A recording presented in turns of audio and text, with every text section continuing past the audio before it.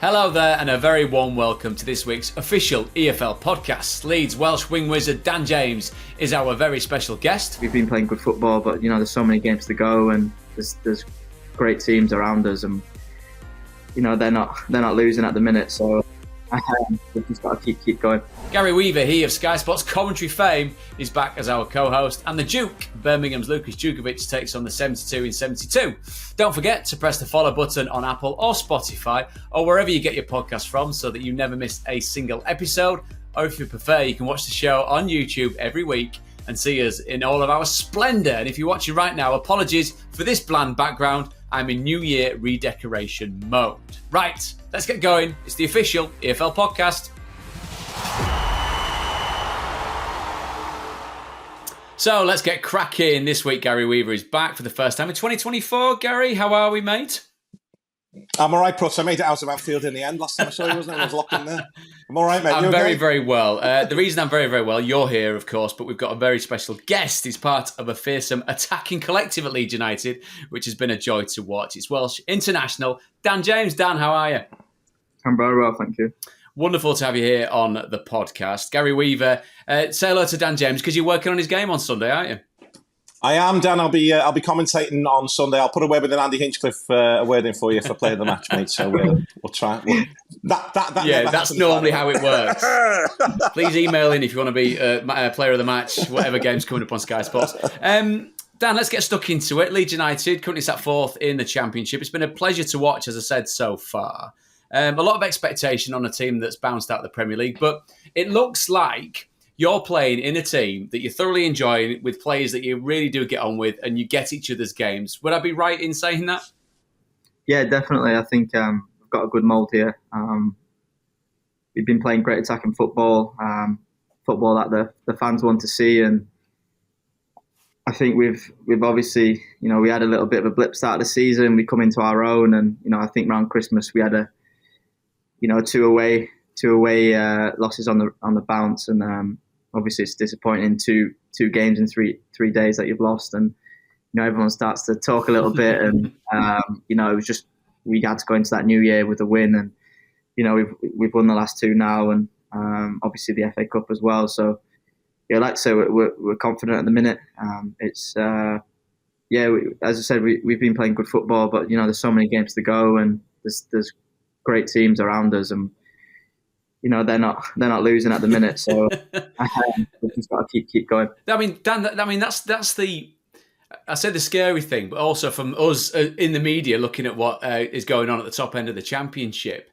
It's a proper duke out, isn't it? You see teams where, but you look at Leicester, obviously slipping up last time out. Ipswich hadn't won in 5. They then go and win. Southampton was second for the best part of 2 hours during the course of the weekend. You boys won again.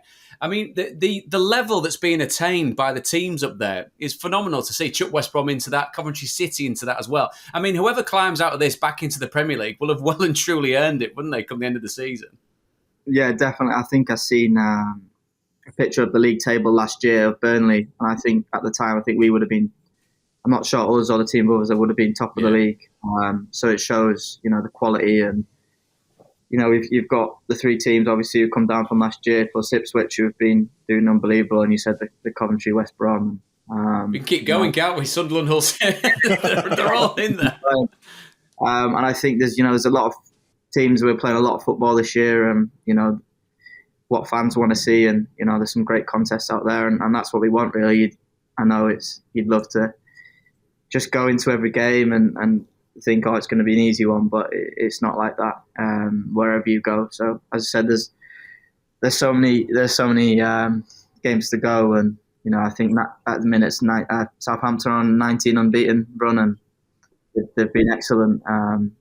So yeah, fair play to them, and we just got to keep going. I think Leicester have obviously lost the other day. I know they had 10 men, but they started so well, and they've probably the only team that has kept that consistent path, and they've been absolutely brilliant. And everyone's chasing them, and I think it's been great for us, and the spectators especially enjoyed it this year.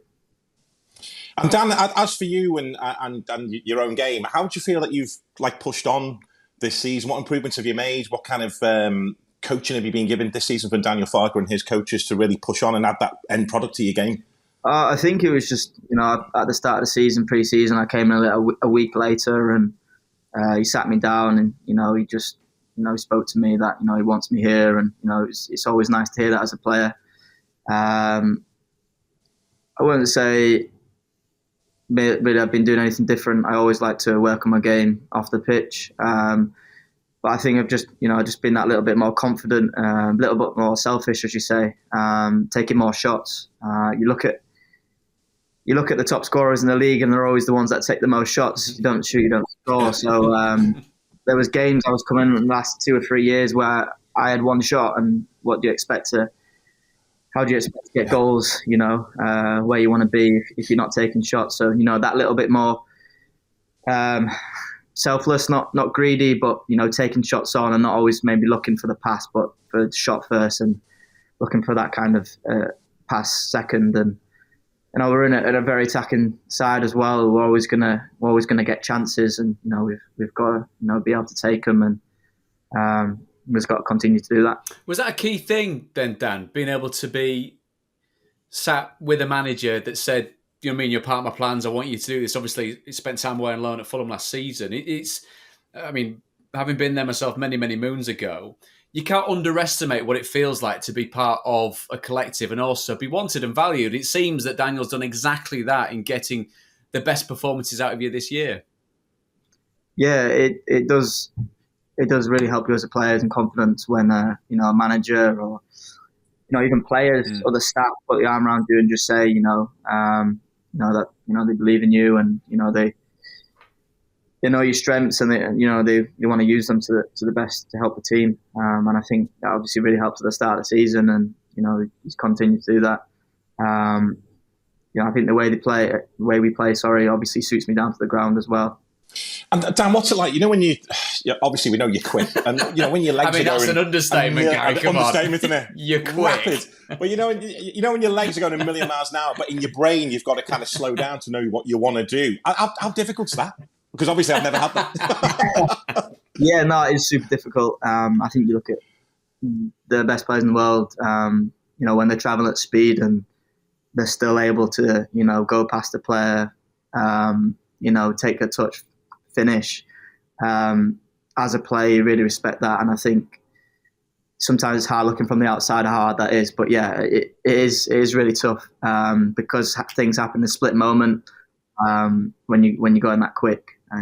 Defender might make a challenge where you have to try and get out of the way, and it is tough, and it's something that you have to keep working on. You have to you kind of get to know things of where you can be instinctively of making movement, and it is obviously tough. You've got some great experience already to draw on, Dan, given where you played, obviously domestically. Leeds fans wouldn't forgive me for saying this, but when you have been at a club the size of Manchester United, universally seen as possibly the biggest club on the planet, and playing international football at the highest level, pressure that comes with playing for Leeds United is something that is part and parcel, isn't it? It's part of your job, your remit, basically, once you put that white shirt on. Is it pressure that you feel? Can you use past experiences to make sure that you can perform under that pressure?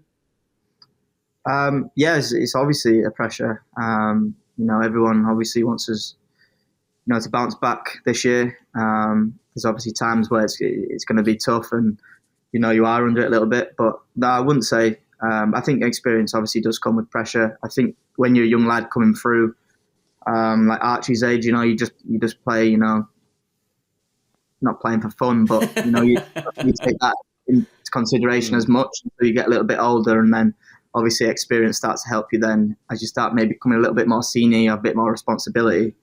But no, I wouldn't say I feel the pressure at all. I think there's times where I have in the past, and it gets a little bit under your skin, and you start to become a little bit safe. And I think your job's not to be safe, is it? The way you play football, your job is not to be safe. Yeah. So I think you get into this kind of moment, and I have before in many moments, and not until kind of I've analysed my game of being like, why am I playing? Why am I in this position? Because I want to go past players. I want to incite the fans by doing that. And I've looked in the past a few games where I'm turning down opportunities to go past players or make a cross or make a shot, and it's in my position and in football in general, safe is dangerous because you'll be out of the team, and I think obviously pressure sometimes can definitely get to you there. But no, I think experience really helps with that kind of side, and I don't really feel that pressure anymore. I try to phase that out of my game because it can take a toll.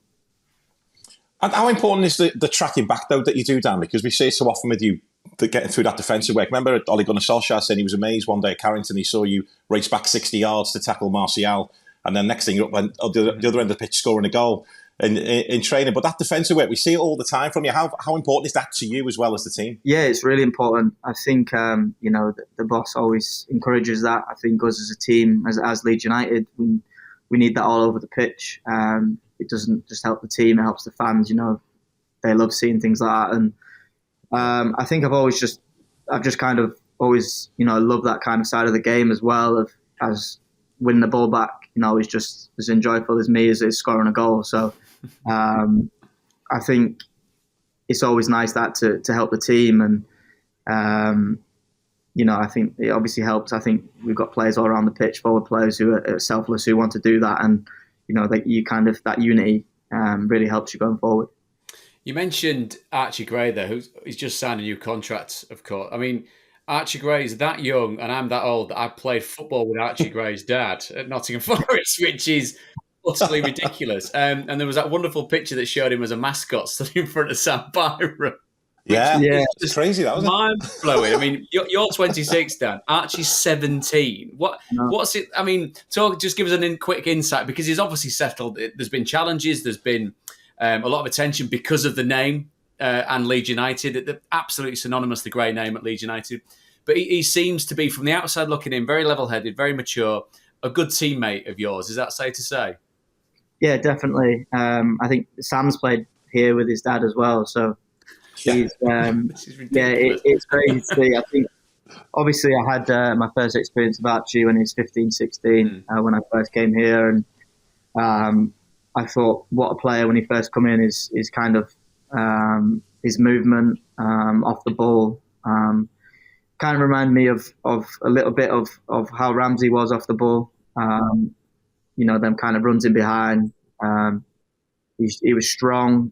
He can run all day, but he was still growing into his body then. He still is now, but as I said, he was about 15 then, and obviously I've come back this year, and he's really matured. He's still very childlike, but he's 17, and I think that really helps him because he's not phased at all. And you watch him go into tackles, you watch him go 1v1 with players, and he's got no fear. He's brilliant, and it's nice to play with him as well. It's nice to kind of not nurture him, but he obviously fullback is not his original position, and I think it took him maybe 3 or 4 games to kind of get used to that role, and I think he's been absolutely brilliant. And I wouldn't be surprised if he was team of the year of a position that he's played only this year in his life.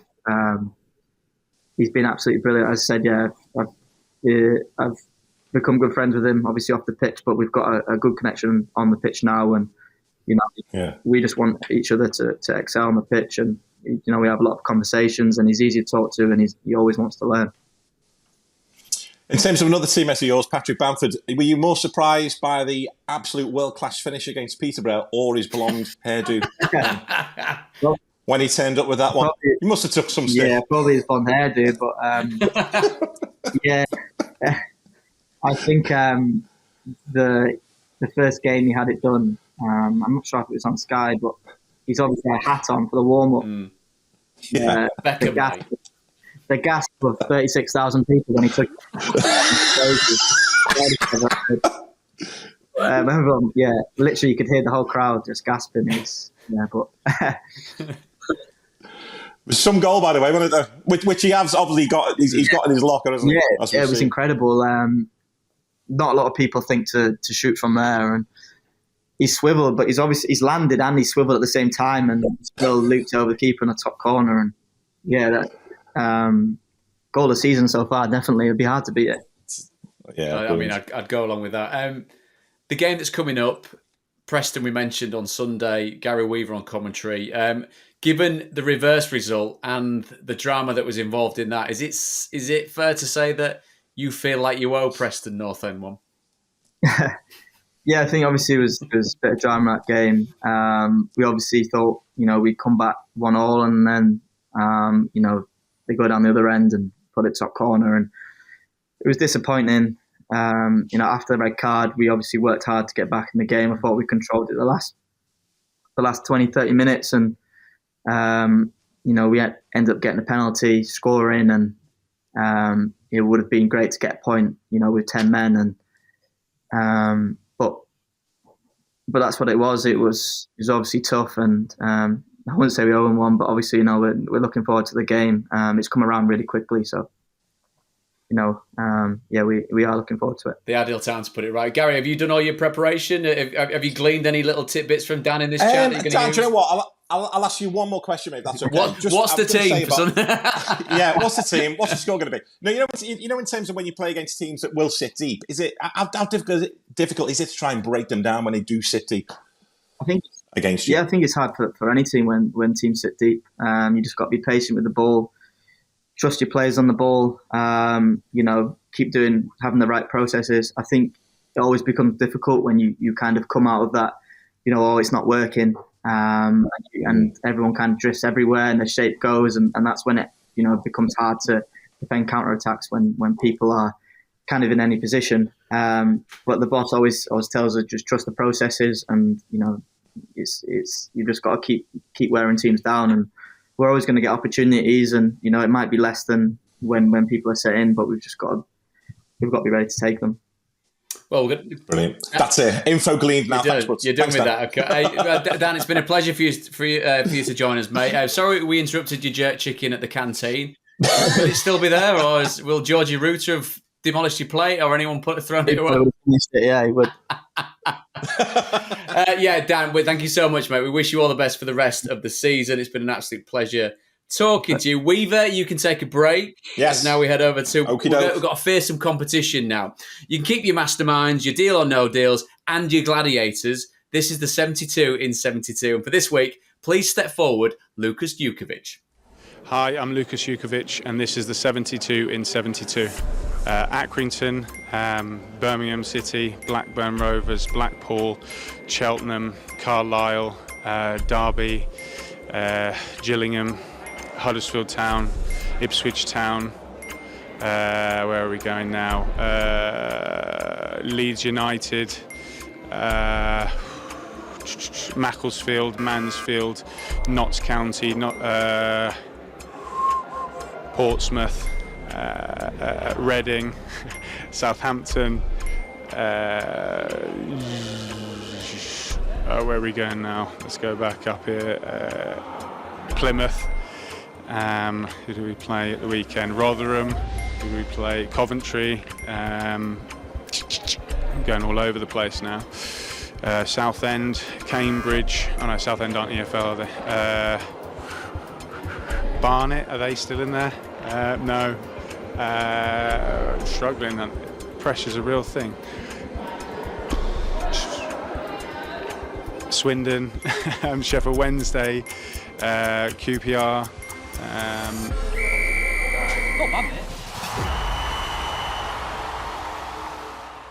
So, the Duke there, Lukas Jukovic, the evergreen Birmingham City forward. We're laughing at Gary Weaver. You can say evergreen. It's just your face. Laughing at my face. So he scored a very respectable 23. Matt Smith, unassailable, currently at the top. Richie Wellens is second. Pete Wild, Wayne Rooney, Ebbo Adams, John Coleman, Mark Albrighton, Joe Bryan, Lukas Jukovic in at 9. Liam Rosenior at 10. Matt Bloomfield, Andrew Moran, Valerian Ishmael, Alfie May, Gary Rowett, Stuart Dallas, Ruben Colwell, and propping up the table, Aaron Ramsey. I always say that as if that's going to change at some point, but until we get somebody worse, poor old Aaron will be propping up that particular It could table. happen. It could happen. It could happen. That was almost kind of pot pickers of a certain generation doing the top 20 there, wasn't it? Right, let's get back to football and me not talking utter rubbish, which sometimes can go hand in hand, Gary Weaver. You know that very, very well. Yeah. We saw a statement victory at the weekend.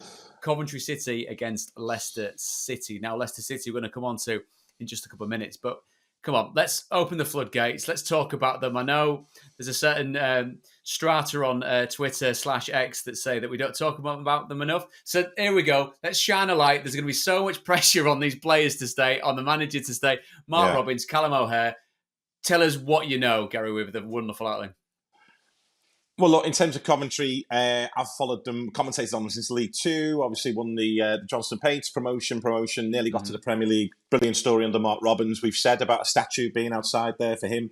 AD Vivash's assistant as well, and his coaching staff. But Pruts, I mean, look, Coventry have come from nowhere in terms of the league table, like they did last season. But if you looked at their underlying metrics as the season was going on, you knew they were coming. If you looked at that, you thought, hang on, they're rising up the table here. Everything that they wanted to achieve, they were achieving. Results, obviously, the big thing, not really at the start of the season, but they had to get over the loss of Harmer and Gyökeres, as we know. I mean, you look at Victor Gyökeres, Pruts, he went for, 10 million? Now talk of Chelsea trying to get him for 60 million from Sporting, and you think, well, why didn't you go for him in the first place? When he was at Coventry.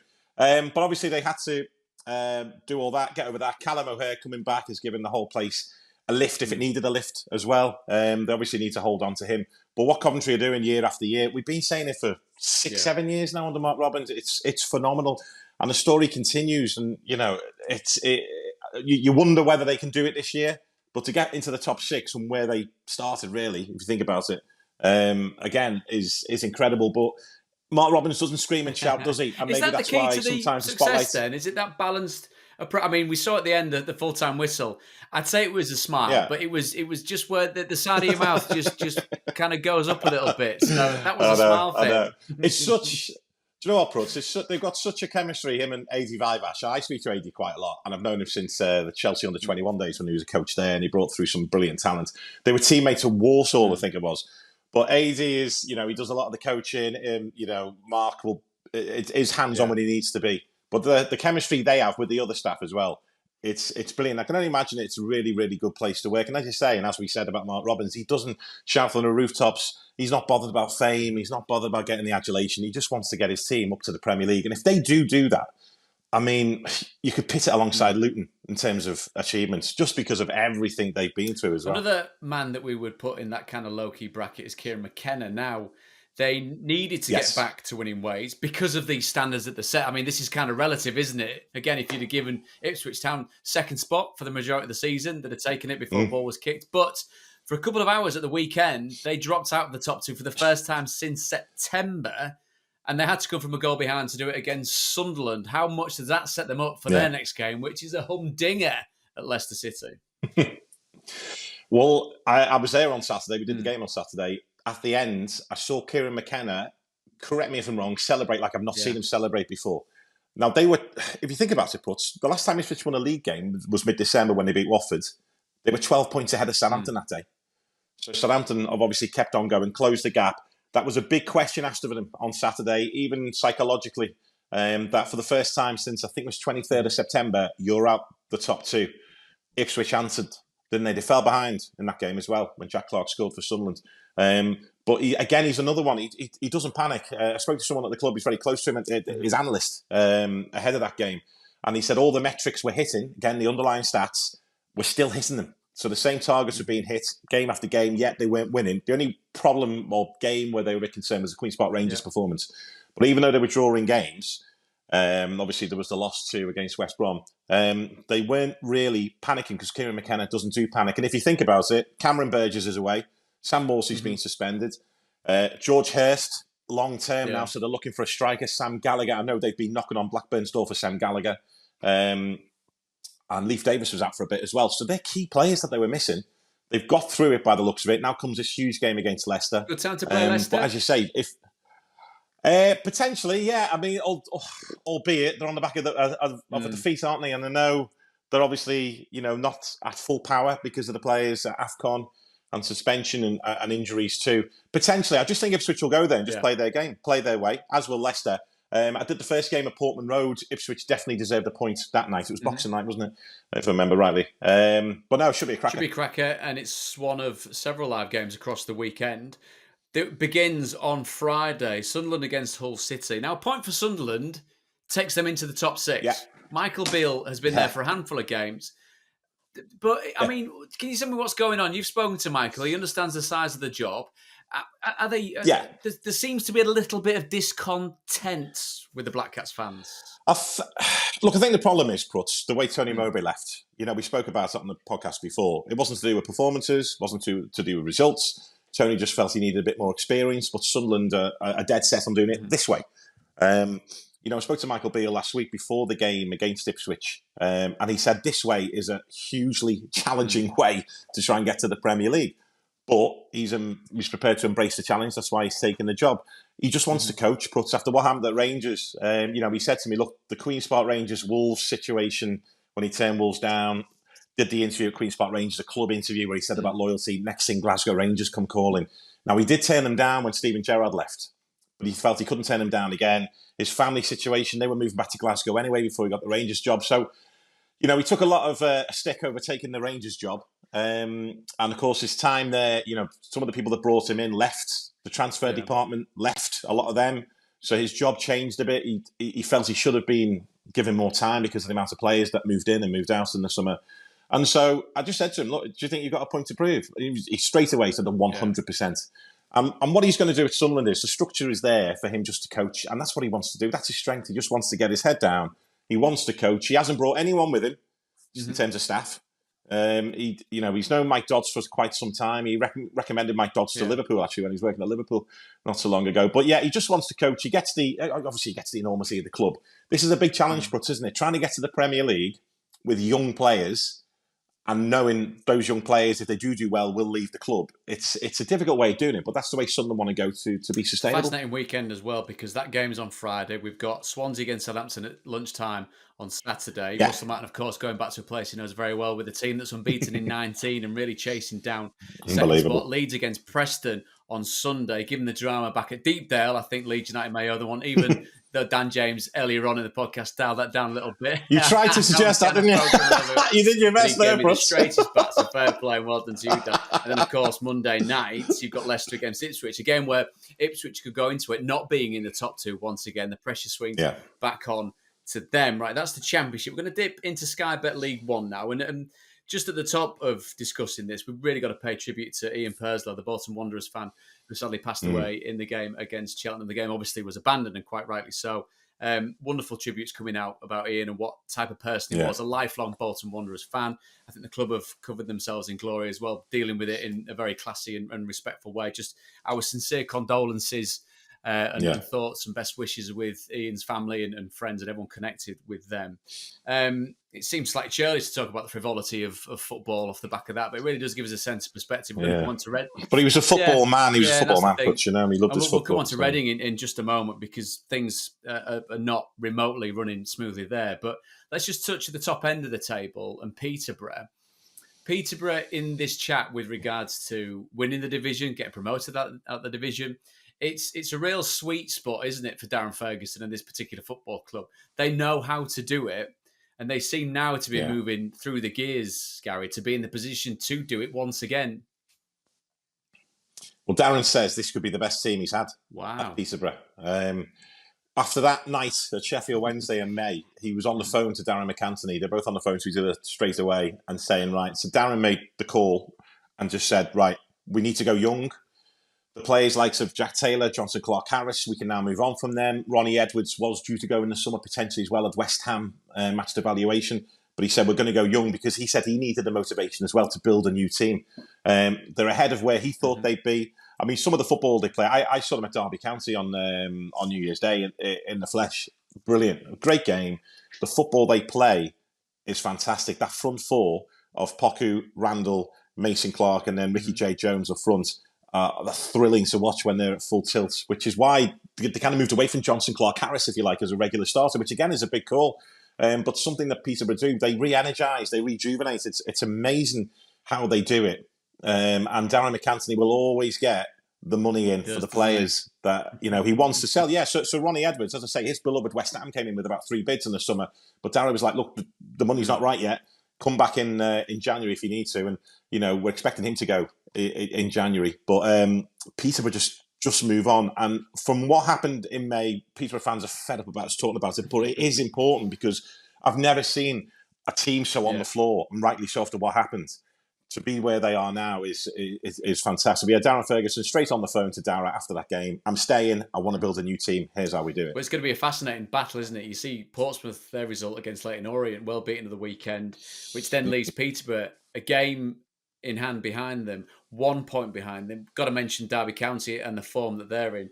Bolton back in fourth, just a couple of points off the top with 3 games in hand. Sorry, there goes my very good maths on Pompey at the top. A little further down, well, actually, sadly for the fans involved, quite a way further down, we find Reading, a game that was called off at the weekend against Port Vale. A real collective show of football fan unity, it felt like, with regards to the reaction from the Port Vale side of things. Obvious discontent, which is an understatement in the extreme to say, with regards to the ownership of that particular football club.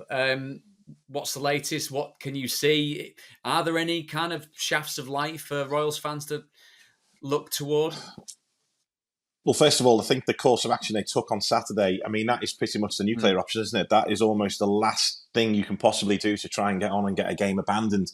And as you mentioned, Prutz, the Port Vale fans applauded them as well, because I always say at every podcast I'm on, we're all football fans. You can, you can't imagine being in that situation, to be fair, that the Reading fans find themselves in at the moment.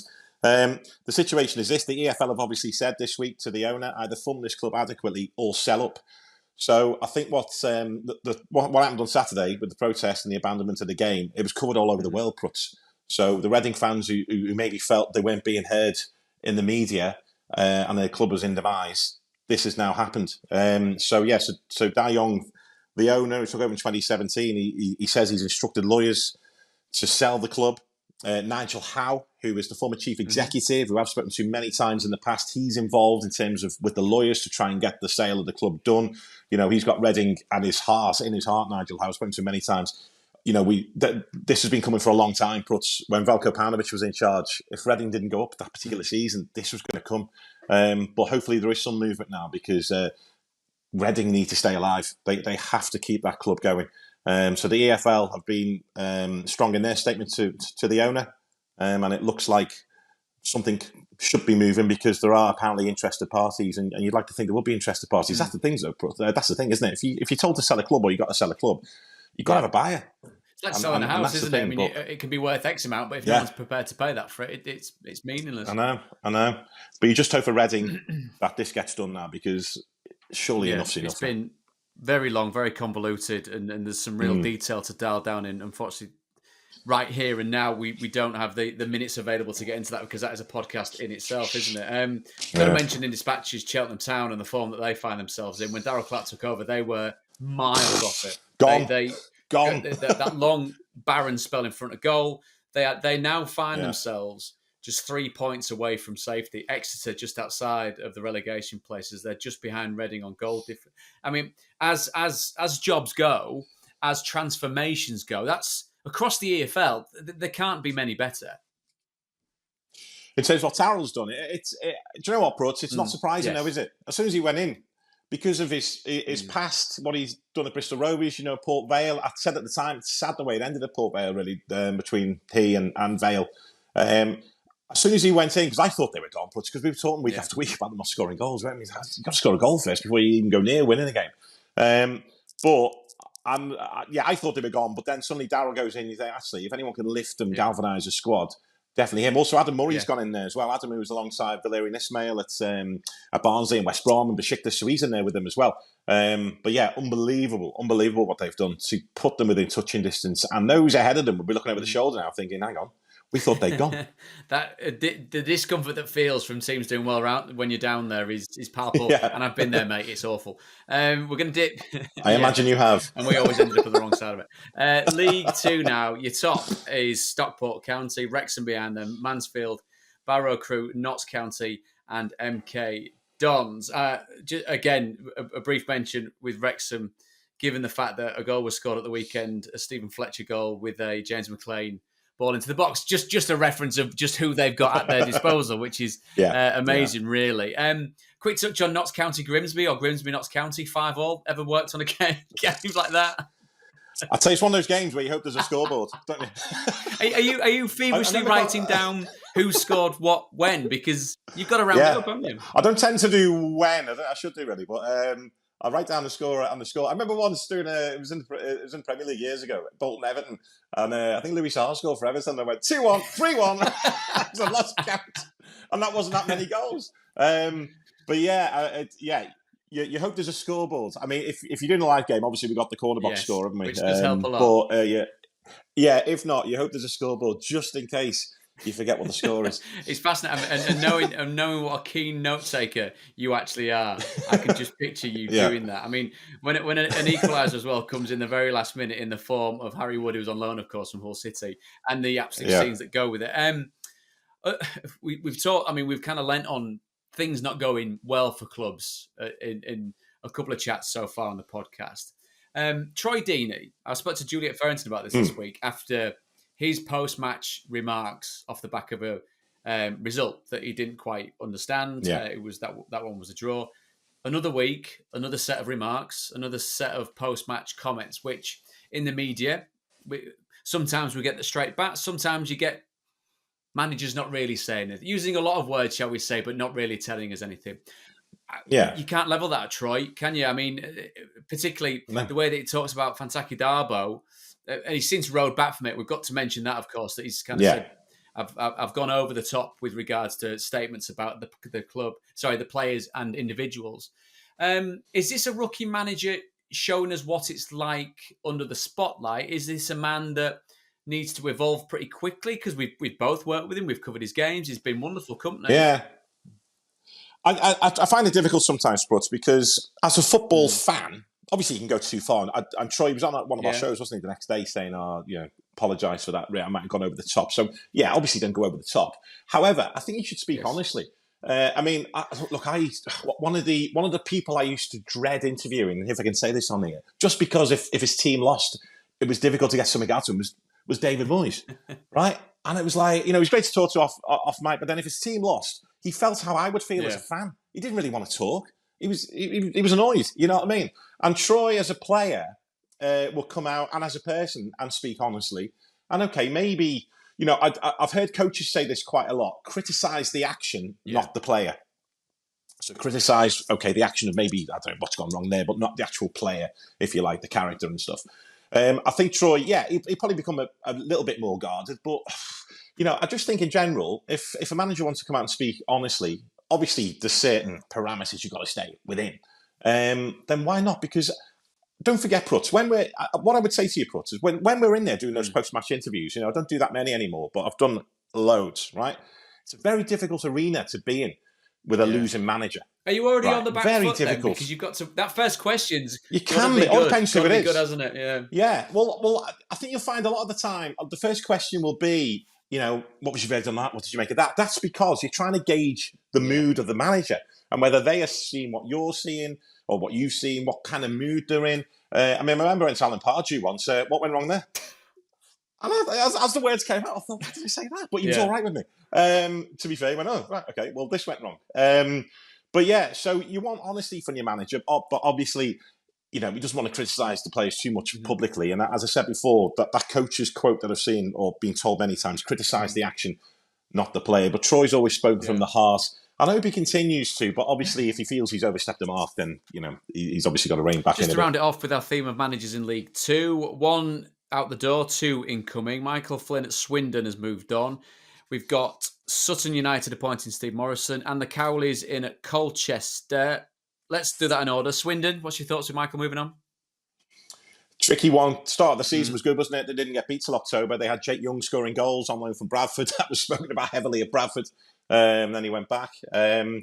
Difficult run. I think he'd only signed a new contract, hadn't he? 74 days before he's left. And they're looking, I think, for the 5th permanent manager in 3 years now. So it's pretty unstable there. But as I say, they started well enough. difficult run of late, and Michael will know that sometimes you can't survive that run. But losing the likes of Jake Young, and also the fact that their defensive record is really bad, isn't it? Second worst in the league. But yeah, it'd be interesting to see who goes in there now and who Swindon turn to next. So Steve Morrison in at Sutton and the Cowleys in at Colchester. Well, I mean, does the Cowleys to Colchester one surprise you, with due respect paid to both parties? Do you know what, Brutz? I don't know, because I know he was obviously desperate to get back in because he's a football manager, and you know his brother's part of it as well. I know they've spoken to Bradford City earlier this season. They were quite far down the line with that, but I think geography had a part to play in it as well, in terms of why he didn't take that job at Bradford in the end. That had a part to play.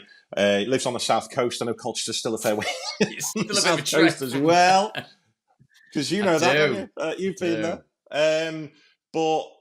Yeah, I think it's a good shout for Colchester, to be fair. And if you see the couple of results he's had so far, I think they've come from behind on both occasions, haven't they? They've had to tough it out, which, all right, he doesn't want to be conceding goals and going behind, but it shows a bit of character in the team that he'll be looking forward to try and build on top of that. So I think it's a good shout after Colchester. And to round it off, Big Steve in at Sutton United. I thought, obviously, given what we've seen from Steve Morrison so far, potentially hard done by with regards to the Cardiff City situation and what the kind of parameters of the job were, but again, another one who seems committed to this vocation. Yeah. I spoke to him after he left Cardiff City, and he was hurt, cut deep, that the Cardiff City situation. Although they did try and get him back, didn't they? Last summer, I think it was. But yeah, he wants to play a certain way, a certain style of football that he was trying to introduce at Cardiff City, which is why they signed Ryan Allsop, a goalkeeper who's excellent with his feet, who's now a Hull. Obviously, the hierarchy wanted to go a different way in the end. He dipped into non-league football with Hornchurch. Now he's at Sutton. Again, could be a great appointment after Sutton, in terms of it's a difficult job trying to stay in the league now from where they are. But he likes a challenge, doesn't he, Steve? And I think, from having spoken to him, I haven't spoken to him for a while, but when he left Cardiff, I spoke to him, I know he'll feel he's got a point to prove. Tough job, as you say. 6 points from safety is where Sutton find themselves. Forest Green at the bottom, a point behind Sutton. Gary Weaver, your company's been wonderful. Where are you this week? What are you up to? Who are you covering? I'm going to Leeds United on the journey over with Andy Hinchcliffe. I'll have to say Dan James wants man of the match. He'll play of the match, as we were saying before. Yeah, and I'm going to try and release you from that building that you're in, Prutz. I'll find you. Are you okay there? If you are a regular watcher on YouTube, and thank you very much if you are, get yourself involved in that. Click the link, subscribe. My background is bleak. I understand that completely. I'm in between where I'm placing this podcast recording. It's obviously acoustics come into it.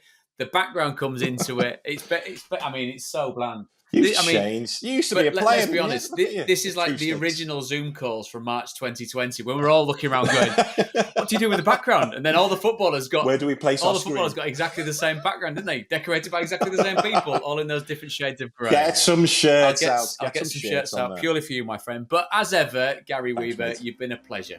Well, that's us done for this week. A huge thank you to my esteemed guests, Leeds Dan James, Sky Sports Gary Weaver, and Lucas Djukovic with his 72 in 72. Hopefully you've enjoyed the latest instalment, and if you have, then please do give us a follow wherever you get your podcasts, or watch it all unfold right here on YouTube. I guarantee you'll love it. My name's David Prutton, and I'll see you same time next week for another episode of the official EFL podcast.